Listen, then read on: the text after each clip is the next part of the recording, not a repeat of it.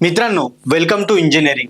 कारण जेव्हा तुम्ही इंजिनिअरिंगला ऍडमिशन घेण्याचं मनात आणलंय ना, त्याच वेळी इंजिनिअरिंग पास होण्याची एक पायरी तुम्ही क्रॅक केली. पण मित्रांनो, इंजिनिअरिंगला ऍडमिशन घेताना सगळ्यात महत्त्वाचा फॅक्टर आहे तो आहे आपला कॉलेज. आणि या कॉलेजच्या सिलेक्शन मध्ये चुकलो की आयुष्यात सगळी गडबड होते मित्रांनो. सो हे कॉलेजचं सिलेक्शन करण्यासाठी माझ्या 10 वर्षाच्या अनुभवात मला जे जे सुचलं, कितीतरी पालकांसाठी, विद्यार्थ्यांसाठी ज्या काउन्सिलिंग केल्या, भेटलो, बोललो, जे 10 मुद्दे मला सुचले ना, ते मी इथे एक तुम्हाला क्लिअर करणार आहे.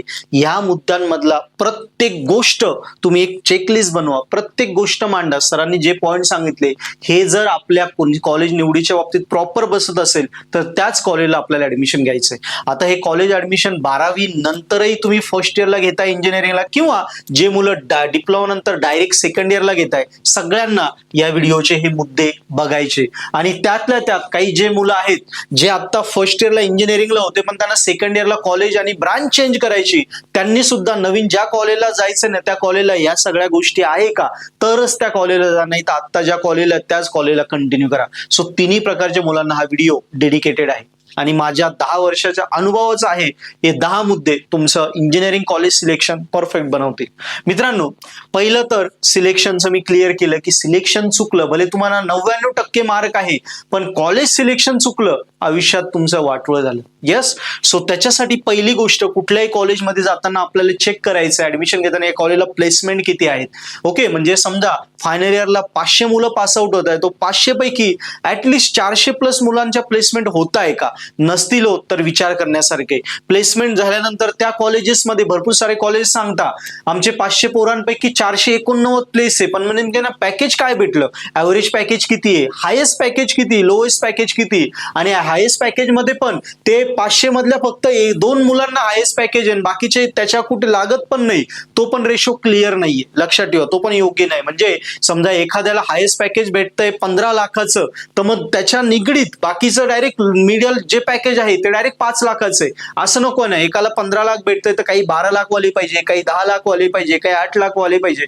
हा रेशो असा ग्राफ मॅच झाला पाहिजे तरच ते कॉलेज प्रॉपर आहे. नाही तर एका मुलावर त्यांनी काम केलं जो ऑलरेडी खूप हुशार होता, त्याला 15चं भेटलं, तो ऑब्विसली 20 लाखाचं कॅन्डिडेट होता, त्याला 15चं भेटलं, ठीक आहे त्यांनी मिळवलं, पण बाकी सगळे 4-5 लाखामध्ये खेळताय, तो ही खूप मोठी तफावत आहे. हे पण तुम्ही चेक करणं गरजेचं. आणि कॉलेजच्या नुसत्या वेबसाईटवर किंवा कॉलेजमध्ये एंट्री गेल्या गेल्या काय होतं, आपण इन्फ्रास्ट्रक्चर मध्ये फसतो. हा इन्फ्रास्ट्रक्चर स्ट्रॅप खूप महत्वाचा असतो. कॉलेज युनिव्हर्सिटी आपलं एकदम भारी भारी इन्फ्रास्ट्रक्चर बनवतं, लॅब भारी बनवतं, आणि आपण त्याच्यात गोळमटून जातो आणि फसतो. त्याच्यानंतर ऑनलाईन त्यांच्या वेबसाईटवर गेलं तर वेबसाईटवर तुम्हाला रिझल्ट भारी दिसतील, एंट्री केल्या गेल्या मुलांचे फोटो दिसतील, ते काय करा, सगळं व्हेरीफाय करा. सिनियर पोरांना विचारा, त्या कॉलेजमधले पासआउट पोरांना विचारा.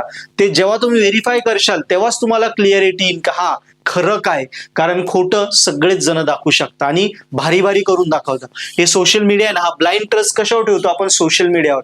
आणि सोशल मीडियावर हे सध्या चालू आहे, कॉलेजचे वार चालू आहे, आपल्या कॉलेजला कसं भारी दाखवायचं.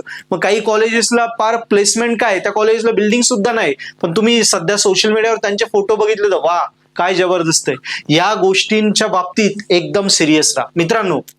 पुढे येतं कोर ब्रांचला प्लेसमेंट आहे का. कारण सध्या काय होतं, आयटी कॉम्प्युटरला सध्या प्लेसमेंट भेटून जाते, पण सॉफ्ट ब्रांचला भेटते, पण कोर ब्रांच जे आहे जसं सिव्हिल आहे, इलेक्ट्रिकल आहे, ENTC आहे, या ब्रांचेसला प्लेसमेंटचा खूप मोठा इश्यू चालू आहे. सो चेक करा की त्या कोर ब्रांचेसला प्लेसमेंट आहे का, काय पॅकेजेस आहे, बरोबर आहे. आणि एक सगळ्यात महत्वाचा प्रश्न तिथून अजून एक आहे की कॉलेज आणि अप्रुव्हल. कारण भरपूर साऱ्या कॉलेजला DTEचं अप्रुव्हल नसतं, नॅक झालेलं नसतं, बरोबर. त्याच्यात ग्रेड काय कॉलेजचा, A आहे, A+ आहे, B आहे, नॅक झालंय का, डिपार्टमेंटचे NBA झाले का, DTE अप्रुव्हल आहे का, हे सगळं चेक करणं गरजेचं आहे. नुसतं वेबसाईटवर त्यांनी दिलंय म्हणून आपण अपेक्षित धरायचं नाही, ते ऍक्च्युअली ग्राउंड लेवलला जाऊन चेक करा. येस. आता चेक कुणाकुणाकडून करू शकतो, सिनियर पोरं आहे जे कॉलेजमध्ये सिनियर लास्ट इयरला आहे ते सगळं सांगू शकता, यांनी काय दाखवलंय ते खरं आहे का.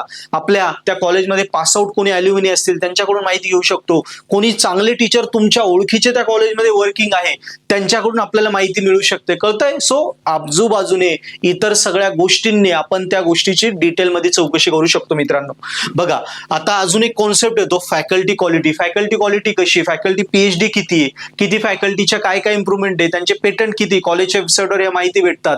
येस, फॅकल्टीशी बोलल्यानंतर तुम्हाला माहिती भेटू शकता, कारण भरपूर कॉलेजेसमध्ये फक्त देखावा असतो, ऍक्च्युअली टीचिंग काहीच नसते. असंही नको व्हायला. सगळ्यात कोर पॉइंट हा आहे की आपल्याला कॉलेज की ब्रांच कशावर फोकस करायचं आहे. बघा समजा टायर 1 सिटीमध्ये तुम्हाला इलेक्ट्रिकल भेटतं आणि टायर 3 सिटीमध्ये कॉम्प्युटर भेटतंय, मग आपल्याला सिलेक्शन काय करायचंय, स्टार पॉइंट आहे ब्रांच की कॉलेज. मित्रांनो मी माझ्या अनुभवानुसार सांगेल, शेवटी तुम्हाला तुमचं काय फ्युचर ठरवायचं त्यानुसार तुम्हाला घ्यायचंय ब्रांच की कॉलेज. पण मला विचारशाल, खूप मुलं मला प्रश्न विचारतात, सो मी माझ्या अनुभवावरनं सांगेल ब्रांच इज महत्वाची आहे. कारण ब्रांच एकदा भेटली ना ती चेंज करता येत नाही. भले कॉलेज एकदम टायर 3 सिटीमध्ये साधंही कॉलेज असलं, पण अभ्यास तुला करायचा ना, तू अभ्यास कर आणि त्या कॉलेजमध्ये टॉप कर. ऑब्विसली तू तिथे टॉप केलं म्हणजे तुला बेस्ट प्लेसमेंट भेटणारच आहे.